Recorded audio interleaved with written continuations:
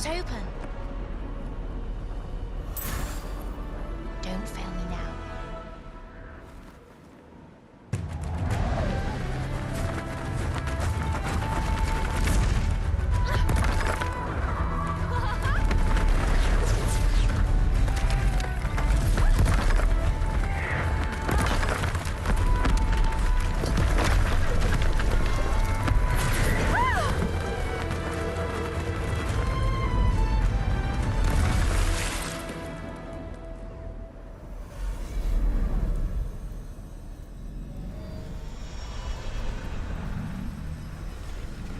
It's time to see what's next. So wow, honestly that demo that was showcased today was really impressive. I don't think the stream did it justice. I suggest everybody go to the Unreal page. I think they have the video over there for you guys to check out, but I just wanted to be confirmed because Jeff Keighley throughout the entire stream was making sure, and he asked multiple times, is this gameplay? Because with the whole fiasco with what happened with Microsoft, this had to be confirmed to be gameplay. And the people over on at Epic and Unreal, they confirmed what we saw was an actual demo that was running on a PlayStation 5 dev kit, and they just recorded it off the PlayStation 5 dev kit. So this is an actual demo they built for this purpose. And honestly, and by the way, this is an unscripted video, so I'm just kind of talking right after the conference, but it was really impressive to see what we saw from that demo. The later on stuff was really interesting, and I'm going to go over some of the points some of the highlights that I saw from that discussion. But honestly, the demo that we saw gives us kind of a showcase of possibly like a next Uncharted. I know Nathan Drake's story is kind of over, but it gives you that type of feel of what a next Uncharted could look like and play like. And if you saw throughout the entire demo, just the amount of detail inside of the environment, it was gorgeous. And they pointed out, I think they said billions of pixels and in the demo itself. And honestly, it was just impressive to see. This is what we want when it comes to a next gen demo. Sony did it right with this demo. They showcased how detailed the world can be, the destruction, the draw distance, which was impressive to see, and I think the SSD had a great deal to play in that.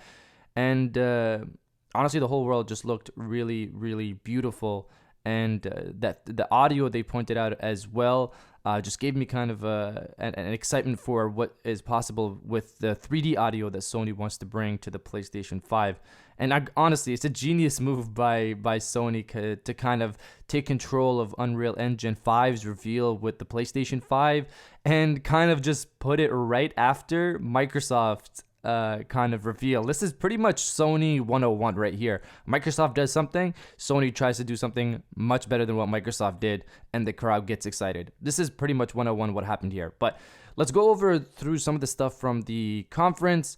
And again, I would go and watch Digital Foundry's video if you want to get really technical about some of the stuff. For me, I'm not really somebody who develops games, so I don't understand this stuff 100%, but I can kind of get a grasp of what they were talking about. So the nanite technology that they have, which they were showcasing as a piece of Unreal Engine tech, allows developers to be able to get to the bottom pixel and move to the whole piece. I'm not really sure 100%. It allows them to get to the minute details is what I kind of got from it. If you guys see it some other way, by all means, go in the comments. Let's have the discussion about it. The Lumen Engine was also something really impressive. They were showcasing dynamic lighting throughout the whole level, and they were hitting again and again that this current generation, we've kind of been dealing with kind of pasted lighting where it's kind of baked already there, pre-calculated lighting, not real.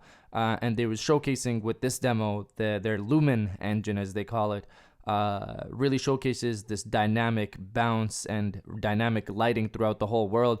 Basically, they're pointing out that this is real lighting. So if they just flooded if they broke a piece of the wall and a bunch of light came in, it would bounce off of everything inside of there realistically, which was impressive to see in that showcase, honestly.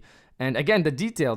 One of the most amazing parts, which I'll get to, is the flight sequence, and I agree with Jeff Keighley 100% on that. At that moment when I saw that demo, that was my first wow this generation, this upcoming generation. Because I was like, when I saw that, I literally was like, holy shit, just because of the fast-paced aspect of it. And yeah, the draw distance, they talked about they didn't really talk about the draw distance, but you could see it in the demo. And they actually did point out that one of the restrictions of this generation was how they were limited by the RAM and how fast they could load something. And now with the next generation, as Mark Cerny stated, they can load assets as needed to allow it to be more fast-paced and more streamlined, which they also kind of commented on, where they said the era of load times, the era of pop-ins is kind of gone. And pop-ins was an issue for every generation, so it's interesting to see that the next generation will kind of remove that. That'll be interesting to see. And again, they hit on that this was an actual demo. This was a demo recorded from a PlayStation 5 dev kit. They connected to the back of the dev kit and just recorded it. That's the impressive part here. This is an actual demo running actually on the PlayStation 5. And they mentioned that somebody just used the controller, played with it, and they recorded it. That's gameplay. That's the definition of gameplay. And one of the other aspects they kept hitting on was how all of the assets in the game and all of the assets in the world there were movie level assets. They kept hitting on how they were, Unreal Engine has been used for movies and things like that. They were, for the last, like in recent memory, they were working in movie production and stuff like that, and how now they're trying to blend the realms, blend it between the two, and basically say that, hey, whatever you can use in a movie set, or a movie production, you can use it in a video game, which is mind-blowing. That's pretty crazy stuff. Again, I'm not a developer. If you are, let me know how impressive that is to you, because that sounds really impressive to me. And they were talking about, Jeff Keighley asked about the comparison with the Xbox Series X and PlayStation 5, what one could do over the other. And I'm not sure why Jeff Keighley asked that question, because no way were they going to answer that. Their client is everybody. Their client is mobile, their client is Xbox, their client is PC, their client is PlayStation. Their client is literally everybody. So they're not going to try to put down anybody else. But what I have here in my notes is that the tech in Unreal Engine will run on all platforms. So what they kind of did with Unreal Engine 4, it scaled up to something like a console or a PC and downscaled to something like a mobile device.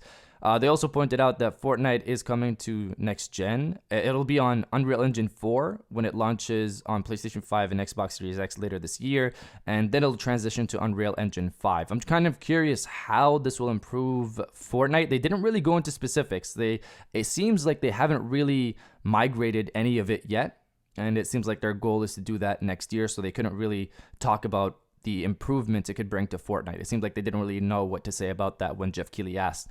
And how are games going to feel next gen? This was a question Jeff Keighley asked. And they kept going back to the lighting and the nanite technology, which provides dynamic and destructible worlds. Dynamic and destructible worlds is a huge plus for me. I hope this also means a more interactive world. Because in the demo, we could see destructible worlds, but we kind of seen that this generation. But let's see how detailed it is this next generation. And again, they hit on the movie assets, how the Unreal Engine allows movie-level assets in video games, which is really good and really impressive. And Jeff Keighley again pushed that was this gameplay. It's this gameplay. And I honestly left that. I love Jeff Keighley for that, because he was really trying to stress, is this gameplay? And this is what we all care about, and Jeff Keighley kind of pushed 100% on that. And they pointed out that Unreal Engine is coming late 2021, so later this year, next-gen games will not be running on Unreal Engine 5. They'll be running on Unreal Engine 4, if anything. And Jeff Keighley also asked an interesting question about how long did it take them to build this demo. And they said that they started to think about it after GDC 2019, I believe, because he also mentioned that they started actually building this demo in September of 2019, and there was a dozen people working on the demo to get it wrapped up for the showcase. They didn't say when it ended, but it started in September. I wonder how long it took, because one of the highlights for Sony and Microsoft, I believe, is how fast they can start developing and getting a game done. with these next gen pieces of hardware. I think this was also something that was stressed for the PlayStation 4 as well for Sony, and for the PlayStation 5, it's a big focus as well. How fast they can develop, how easy it is to develop a game on the PlayStation 5. But that was basically the conference, and honestly, let me. That was some loud claps. Hopefully, it didn't sound too loud, but Sony, you guys did it right with this one. It's weird. They didn't show us an actual Sony first party game, but they managed to outshine everything else in the market right now with an Unreal Engine gameplay demo. Because people are gonna say this is a tech demo. It is a tech demo, but if you see past tech demos, they're never really gameplay. They're like kind of cinematic and stuff like that, but you can kind of tell this could be gameplay. But this one was actually gameplay recorded with somebody playing it off a PlayStation 5 dev kit. That's the impressive part here. And that was really it. Let me know all of your thoughts down in the comments below. And if you guys did enjoy this video, honestly, I'm excited for next gen. But if you guys did enjoy this video, please hit that like button. As it always helps, and subscribe if you're new. I got new videos every Monday, Wednesday, and Friday. And now I'll check you guys out on the next one.